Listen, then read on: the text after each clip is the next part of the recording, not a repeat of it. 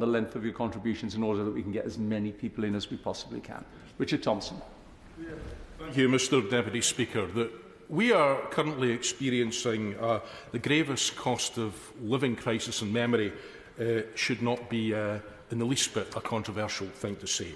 It's been caused by inflation on a number of fronts. It's the shortage of labour that's been caused by Brexit and the ending of free movement. It's been caused by the increased trade frictions that we're seeing through Brexit as a direct consequence. It's been experienced as a consequence of COVID-19 and all that has befallen us over the last 2 years, and of course most recently by the rapidly increasing costs in energy. And amidst this, it's absolutely extraordinary, is it not, that any sentient, competent government would seek to pile on the agony by increasing national insurance contributions for employers, employees and the self-employed. I'll give way in a second, but I want to make some progress, because it represents a shattering of the Conservatives' manifesto promises, and I'm sure the honourable member will want to be fully cognisant of this before he takes to his feet to chide me. It was on page 2, the inside page of the Conservative Party manifesto in 2019, titled Get Brexit Done, Unleash Britain's Potential, where we had an introduction from no lesser a personage than the Prime Minister himself, rather grandiosely titled My Guarantee, which said, "We will not raise the rate of income tax, VAT or national insurance," all signed off with the Prime Minister's signature. A piece of paper quite literally not worth what it was written on. I'll give way. I think I'm spoilt for choice. I'll give way to the member for South Cambridgeshire, is it? Thanks very much, Mr Deputy Speaker. The honourable member makes some very valid points about the rise of cost of living in the UK, and it is a real challenge, and we absolutely accept that. But he puts many of the reasons for it down at the feet of the British government. Does he not accept that this is a global phenomenon, that the increase in energy prices is a global phenomenon affecting all countries around the world? The crunch in supply chains resulting from the global pandemic is a global phenomenon. That inflation is higher in America than it is in the UK. Inflation is higher in Germany than it is in the UK. And the latest figures, actually, the UK inflation is below the OECD average. I was going to ask the honourable member if he'd let me give way there for a second. But yes, I do accept most of these things, but as I also set out very clearly, there are those aspects which are exogenous and global, and there are those such as through Brexit, and in terms of the poor response to COVID in many respects, that are entirely self-inflicted. I'm happy to draw a distinction, and I hope the honourable member, perhaps on reflection, might do so too. Because let's not be in any doubt here about the enormity of the crisis that is facing us. The National Institute of Economic Social Research has warned that the number of UK households being classed as destitute could rise by nearly 1/3 to more than 1 million this spring after the government brings in its national insurance increase. Ofgem recently announced millions of households are going to see their energy bills rise by £693 as a result of the increase in the energy cap from April. The Joseph Rowntree Foundation has warned that the energy price cap rise will have a harsher impact on the poorest families, who will spend on average 18% of their income after housing costs on their energy bills after April. Energy UK recently warned that household energy bills could rise by another £1,000 in October as wholesale gas prices continue to soar, with households facing the prospect of bills between £2,500 and £3,000 this year. Consumer prices, as measured by the CPI, were 5.5% higher in December 2021 than a year before, the highest inflation rate increase recorded since 1992. And of course, let's not forget the Bank of England increasing interest rates from 0.25% to 0.5%, alongside forecasts that real household disposable incomes are set to fall by 2%.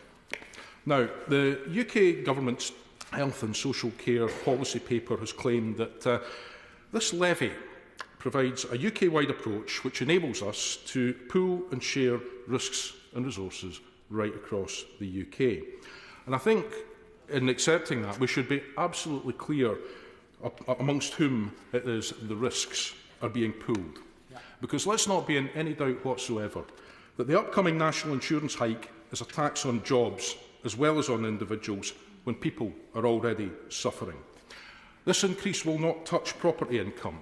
It won't touch pensions income or income from savings, but it will fall squarely on the shoulders of those who are salaried or whose income is drawn from profits. And while we've heard about some of the figures about, the top whatever % are paying higher amounts, well, you would expect that. But what I'm interested in is the marginal rate of tax, because that's a true measure of fairness. How much of your income are you having to give over as a result of a taxation measure? That is a true test of fairness. And let's look at one group in particular, and that's our students. And this NI hike is going to mean that student loan repayments, if they're included, graduates earning just over £27,000 a year are going to be paying a marginal rate of tax in excess of 42%. Now, we've heard that government is about choices, and it's quite clear that the choice that this government is choosing to make is to have the combined effect of its policies that this will represent an increase that hits the lowest earners, the youngest earners, and those with the least in the way of economic assets themselves, and it will hit them the very, very hardest. Gladly, yes. Mr Deputy Speaker, the honourable member is making an assertion that the poorest will be worse hit by this, but there has been analysis undertaken by the Treasury which undertakes an impact of tax and spending decisions on households in 22-23 in cash terms. And it's quite clear that the bottom 8 deciles, so that's 80% of the population of households, will be better off as a result of the combined tax and spend decisions of the government, including national insurance. What does he say to that?